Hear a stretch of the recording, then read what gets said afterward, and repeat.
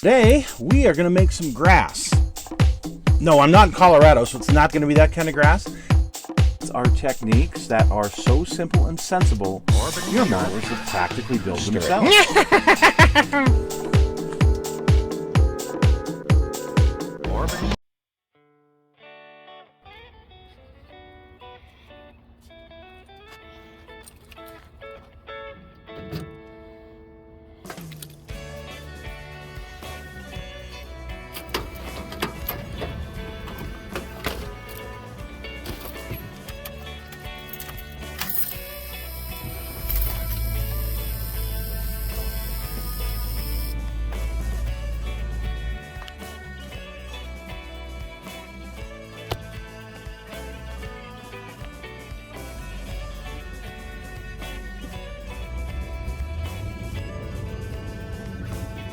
Well, folks, it's Mad Dog Merv, and today, well, we are taking the Blazer out on another little excursion. We're going to try and get the tires dirty, get a little bit of dirt road here and there.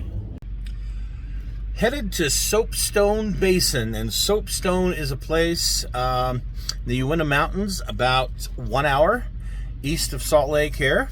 So we're going to go check it out. So the one really nice thing about living here in Salt Lake City is that very close by there are beautiful mountains and streams and lakes, some great places to get out of the city. And one of the best is the Uintah Mountain Range. Now, the Uintah Mountain Range has a claim to fame of being the highest east-west running mountain range in America. So this is where we are going to head.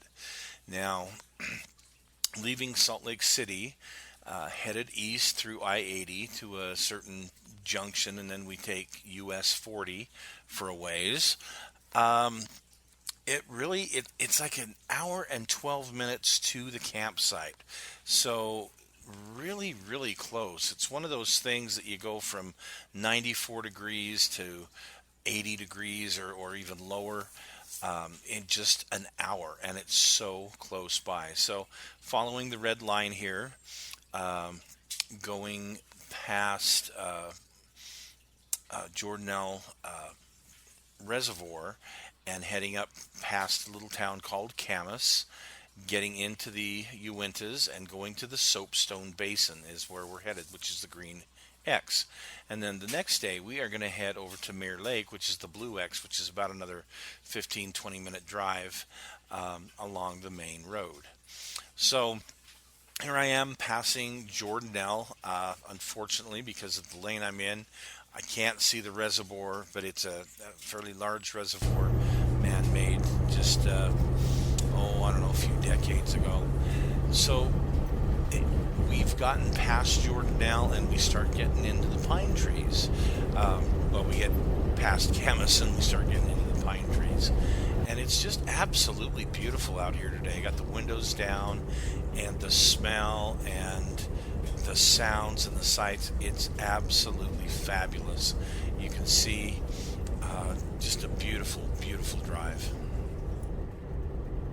There's a lot of places to camp along the way, and we're headed to the Soapstone area, Soapstone Campground, Soapstone Basin Road, which is what we're going to be taking. But here's our turnoff, headed behind us actually is the direction we're going to be headed.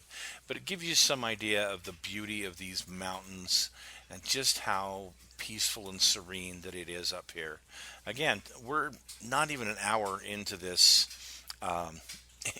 little drive, and it's just spectacular views everywhere. So now we're going to actually go off-road for just a little bit. Good thing I got the Blazer. And about another 15 minutes up to our campsite, up and down. The road in some areas is just a little bit rough.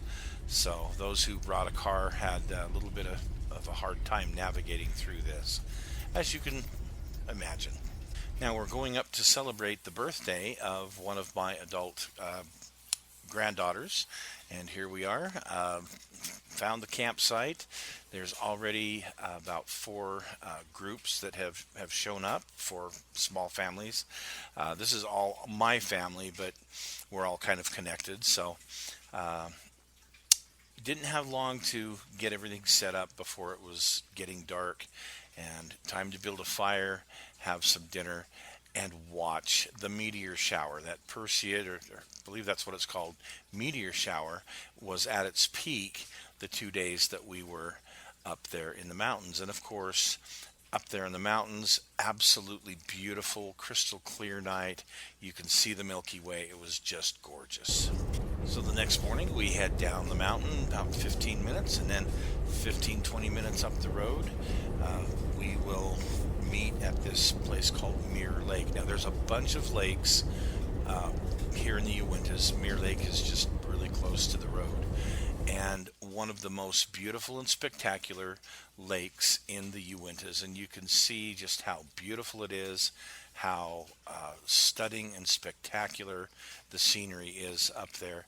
And again, this is very close. You're less than an hour and a half drive from Salt Lake City to this beautiful place. It's a little cooler, it's in the upper 70s, low 80s on this day. Where in Salt Lake it's in the mid 90s. But you can see just an absolutely beautiful place to go visit. The water's a little cool if you're going swimming. It's a little brisk, let's just put it that way. But there's lots to do there. Kayaking, fishing, as you can see, a bunch of trout in there, and other fish. And none of our party caught any fish, but they did do a lot of kayaking, and a couple of them did do some fishing. Some of these little feeder streams that come out of the mountains, just down the mountain and into the lake, this beautiful crystal clear water, just awesome. So after about 4 hours there, it was time to head back. And now I'm parked at the very far end of the campsite, and you can see I've got the rig set up, ready for the nighttime.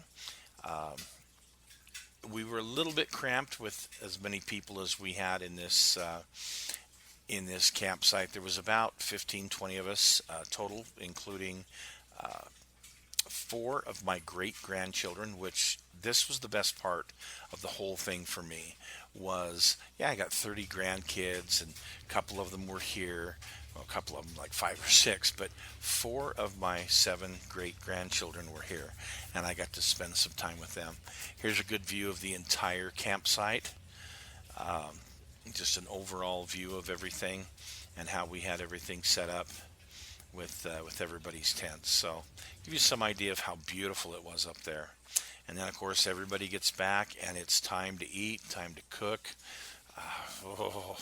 Some of the dinners we had in cast iron skillets were just absolutely amazing.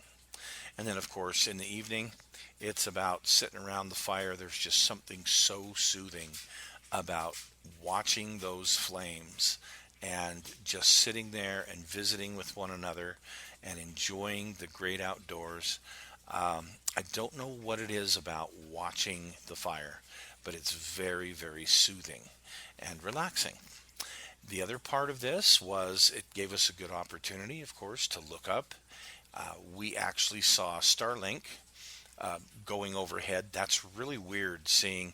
We caught like six of these satellites in a row. It looked like a UFO going by. But between that and the meteor shower, which about every 30 seconds a meteor went by, it was great. Well, around midnight, it's time to head to bed. Of course, my puppy is just tuckered out.